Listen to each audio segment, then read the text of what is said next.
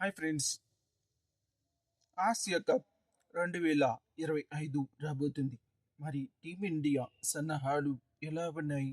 BCCI జట్టులోకి ఎవరెవరిని తీసుకోబోతుంది? India మరియు పాకిస్తాన్ మధ్య మ్యాచ్ ఎప్పుడు? సూర్యకుమార్ యాదవ్ మరియు జస్ప్రీత్ బుమ్రా ఫిట్గా ఉన్నారా? వీరిద్దరూ జట్టులో ఆడతారా? మరియు ఓపెనర్గా అభిషేక్ శర్మ లేదా ఎస్ఎస్వి జైస్వాల్ ఇద్దరిలో ఎవరు జట్టులో ఆడుతారు అనే దాని గురించి ఇప్పుడు మనం ఈ వీడియోలో పూర్తి వివరాలు తెలుసుకుందాం. ముందుగా ఆసియా కప్ గురించి తెలుసుకుందాం. ఆసియా కప్ సెప్టెంబర్ 9 నుంచి T20 ఫార్మేట్లో సెప్టెంబర్ 28 వరకు జరగనుంది.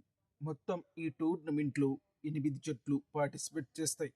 అయితే ఈ 8 జట్లని 2 గ్రూపులుగా విభజించారు. గ్రూప్ ఏలో 4 జట్లు ఆడతాయి. గ్రూప్ బిలో 4 జట్లు ఆడతాయి. గ్రూప్ ఏలో ఇండియా, పాకిస్తాన్, ఓనం మరియు యుఏఈ ఉన్నాయి.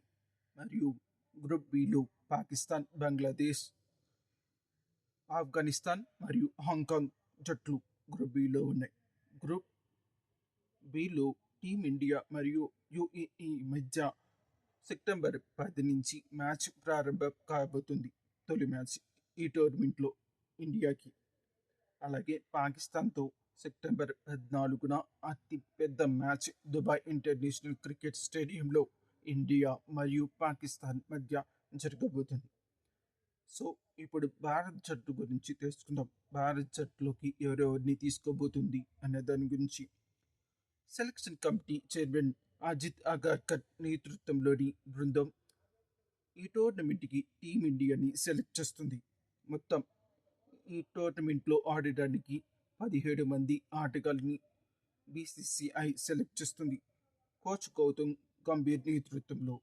అలాగే స్పోర్ట్స్ హెర్నియా సర్జరీ చేయించుకున్న తర్వాత సూర్యకుమార్ యాదవ్ గత నెల నుంచి ఇప్పటి వరకు కూడా రిహాబిలిటేషన్ సెంటర్లో ప్రాక్టీస్ చేస్తున్నాడు.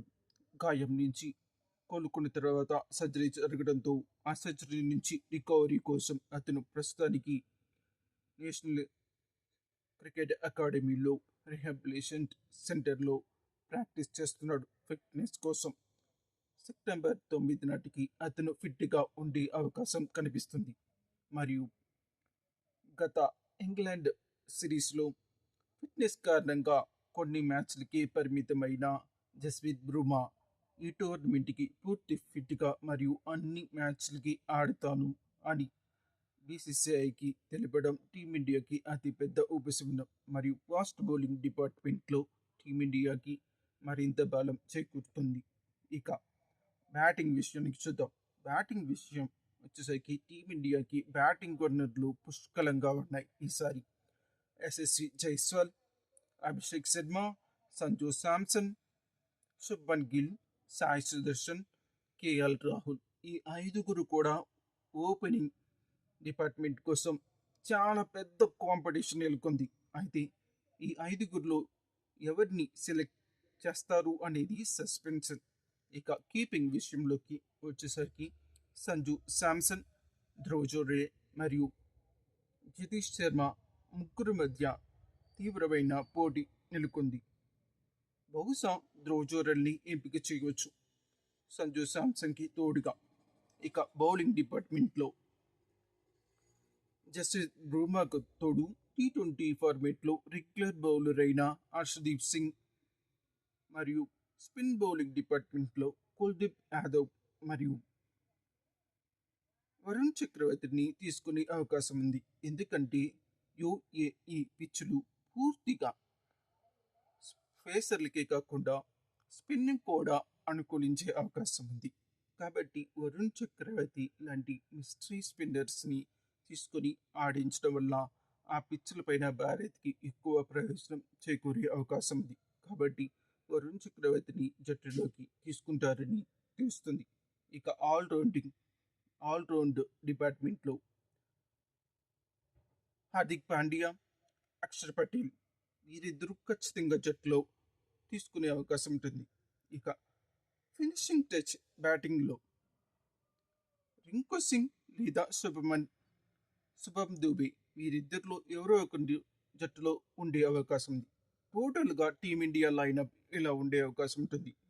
అభిషేక్ శర్మ, శుభ్మన్ గిల్, సూర్యకుమార్ యాదవ్, తిలక్ వర్మ, శ్రేయస్ అయ్యర్, హార్దిక్ పాండ్యా, అక్షర్ పటేల్, శివం దూబే, జస్ప్రీత్ బుమ్రా, హర్షదీప్ సింగ్ మరియు వరుణ్ చక్రవర్తి.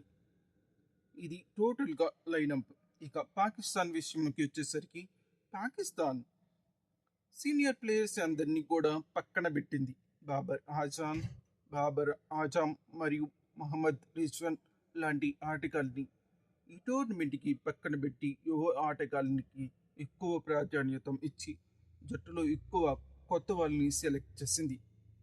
సో ఈసారి టీమిండియాని ఎలా అయినా సరే అడ్డుకోవాలన్న వ్యూహంతో కొత్త వాళ్ళని జట్టులోకి తీసుకుంది.